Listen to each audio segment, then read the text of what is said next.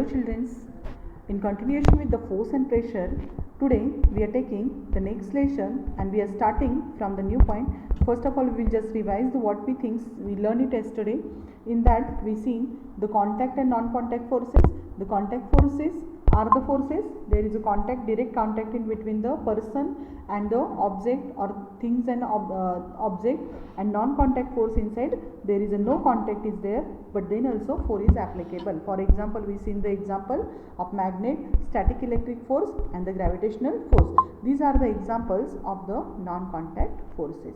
After that we seen the next that is non-contact force inside. We seen the video also, and this is the what to identify to understand the non-contact force. What we had done, we took here two bottles and two magnets put on it, and when we bringing the north near to each other, they goes away, these bottles move away from each other, and if you are taking the north south together, they get attracted towards the each other.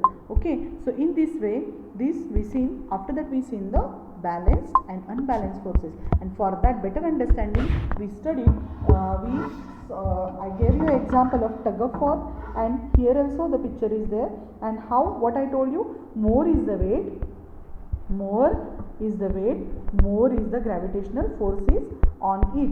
Okay, so that we already saw, and after that we are moving towards the next part of our lesson, and that is the inertia. This is a new concept for you. First of all, this is a new concept for you. So for better understanding, just concentrate and listen it carefully. So we have seen that object changes its state of motion due to force. When you are applying force, it changes its state. For example, suppose a vehicle is there. When you are just kick it and move it, then what happens? When you apply the force on it, what happens? It comes into the motion. Again, one more example is there. If ball is there, if you put it on the rolling sloping land, then what happens? When you keep it here, it moves forward. So on it, what happens? When your object changes its state of motion, due to which when you are applying force, then its state is changing. In absence of force, object exhibit the tendency to remains existing state of motion, and this is called as inertia. What they told you, we see that when we are applying force, then what happens? The state of object is changing, but in absence of that force, object exhibit the tendency to remains in existing state, and this is called as inertia. Okay, here is the definition of inertia. The tendency of an object to remain in its existing state. The tendency of an object to remain in its existing state, and this tendency is called as inertia. This is very important. Means if some object is there, it remains at its position.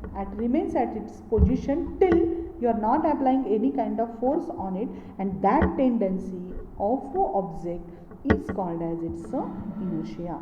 Clear what I told you? The tendency of an object to remain in its position, existing state, as wherever you suppose kept a notebook on your table, so it remains over that position only. It remains on that position, okay, till you are not applying any force, and that tendency of a object to remain at that position is called as the inertia. Okay, now we will take an activity. So here take a postcard and keep it on a glass, and keep 5 rupees coin on it. Now skillfully push the card, then coin straight away falls on the glass. Okay, have you ever done this? Okay, so just now I told you the activity of coin and the card. You just watch it.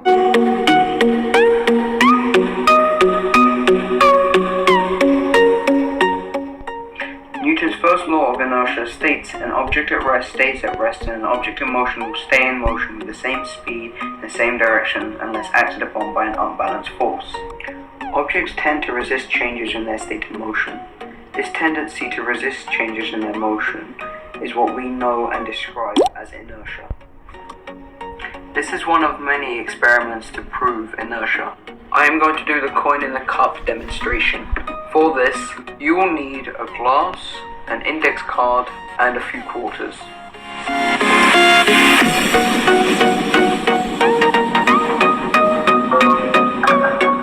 It works with more than just one quarter.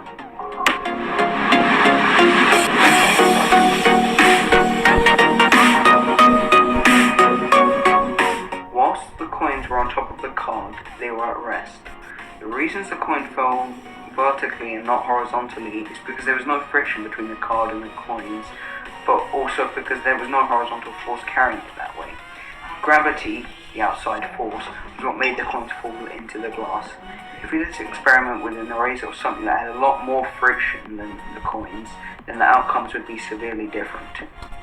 Demonstration on our shot. I hope that Now you saw the activity, first activity, take a postcard and keep it on a glass, then what happens, and keep 5 rupees coin on it, then what happens, and now skillfully push the card, the coin straight away falls into the ground. If you see that this is suppose a glass and this is the card on it and this coin is there, and if you just what happens, skillfully push the card, this coin, what happens, it is falling inside the glass. And why this happens? Okay, that is because of inertia. And so coin has a tendency to remain at its position. What happens? This coin is there, no 5 rupees coin, it has a tendency to remain at its position. But when we are pushing this card, we are giving pressure, a force on the card.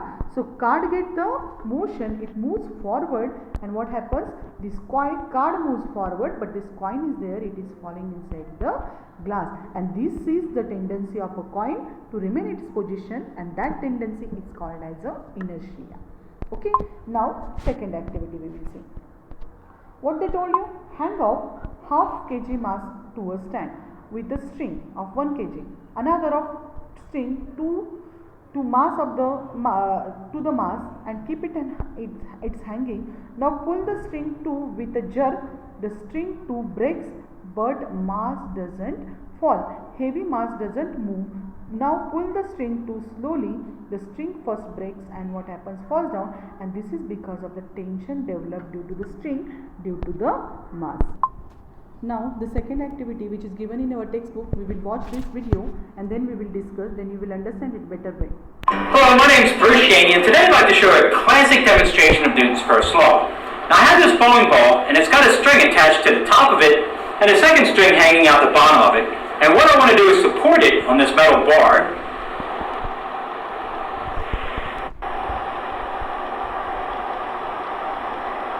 Now my question is, if I were to pull down on this pencil, what do you think would happen? Obviously one of the strings is going to break, but the question is, which one?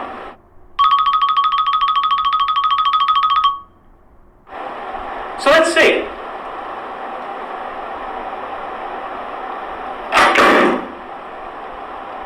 Okay, top string broke, and that shouldn't come as a surprise. This ball weighs 6 pounds, it's very heavy, and so it's already applying a lot of force to that top string. I can do this again, and once again if I pull down on the pencil, the top string breaks. Now I can repeat this all day long, but is there some way that I can actually get that bottom string to break? Top string breaks, I'm going to buy you a nice payment for lunch. And if this bottom string breaks, you're going to buy a new one, is that right? So all I'm going to do is pull down on the string, and if the bottom one breaks, you owe me nice fast. Oh yeah, I did pull it fast. I still pulled it though. Why does that make a difference? If I take this pencil and I pull it quickly, the bottom string breaks.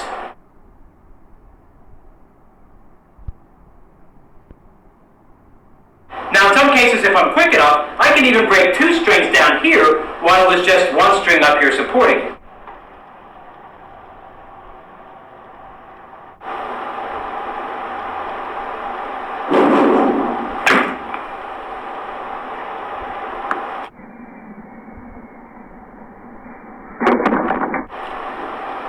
So I can determine which string breaks just about every time by how I pull it. But why is this?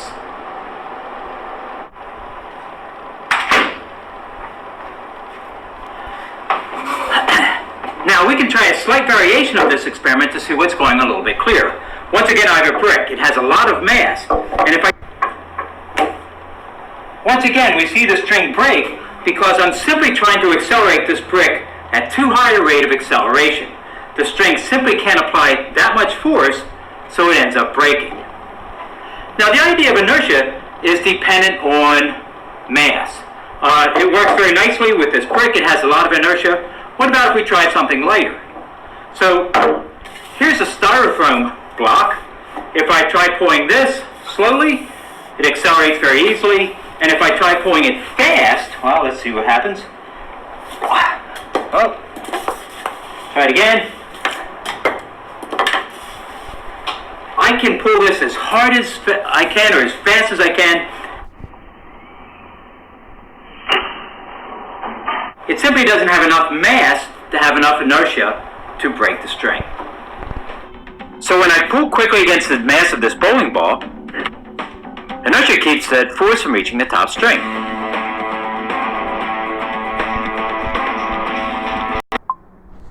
Now we saw the experiment. In that experiment, the person he kept one mass, here half kg told you, but he used bigger mass for it, and what happens, this mass he hang it on the stand. Okay, you saw it now. Okay, then the tie another string 2. This was ball, here string up 1 was upside and string 2 was down. This is a string 1 and this is string 2. Okay, with a jerk. The string, what happens now, pull the string 2. This second string is there. Now we have to pull it. Okay, pull to mass, keep it hanging. Mass remains here only, but this string is there, it breaks, and what happens, you get it in your hand. Now the string 2 break, but the mass does not fall. Mass is not falling, but heavy mass does not move. Why? Because of the inertia. Now pull the string 2 slowly. Instead of that, if we pull this string, this is suppose a ball, this is string up 1 and this is 2. If you pull this string slowly, then what happens? This first string breaks and mass falls down. Okay, so here the string first breaks and the mass fall down, and this is because of the tension developed on the string 2. And why this ball falls? Because when we are pulling it slowly, there is a tension is there. Tension is creating on string 2, and due to this what happens, if this string breaks and here, and it was mass is there, it is falling down.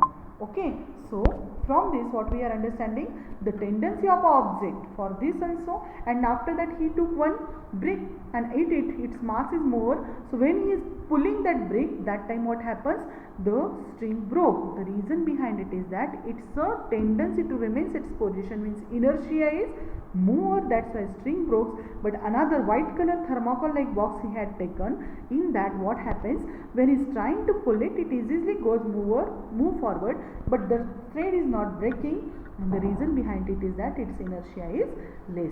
The tendency of an object to remain in its existing state is called as inertia, that we are understanding from this experiment.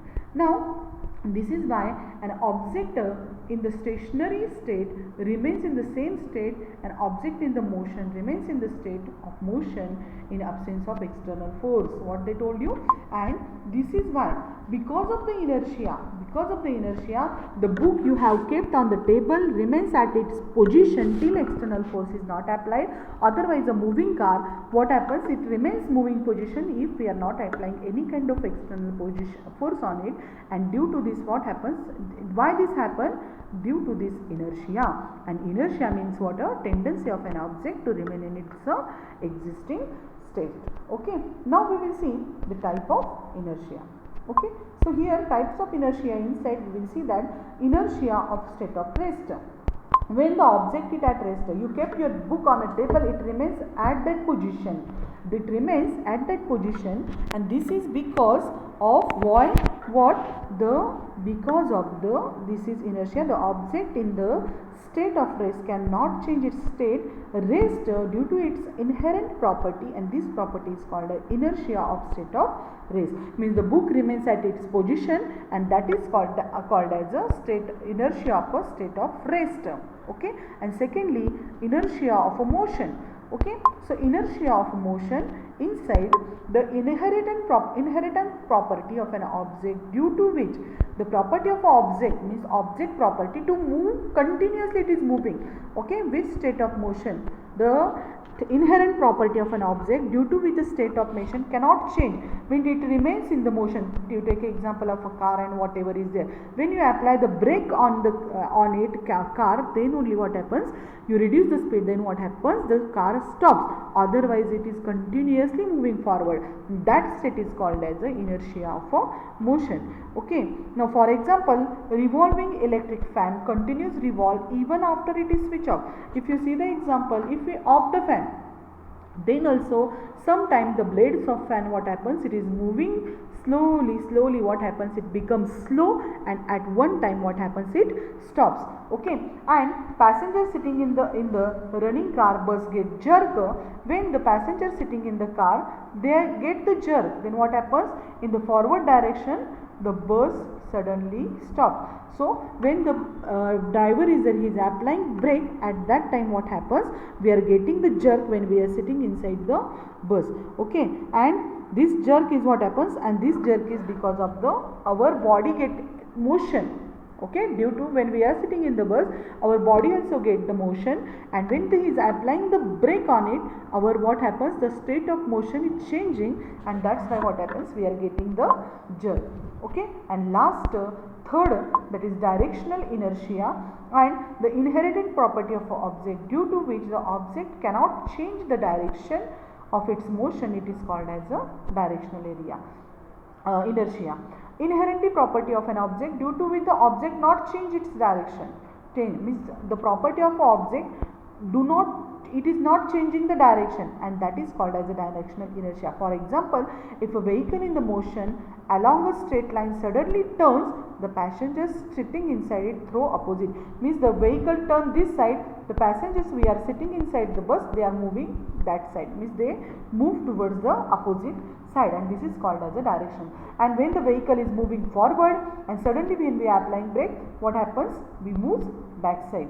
Okay, then this is called as these types of inertias are present. So today we saw inertia, its type inside which we seen that the inertia of state of rest, that is first, due to the state book remains at its position till you are not applying any force on it.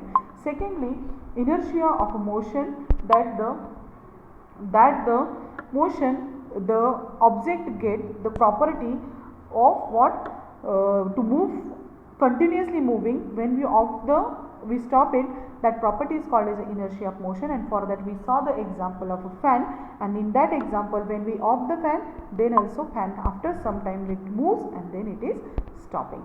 After that we saw the last that is inertia of direction.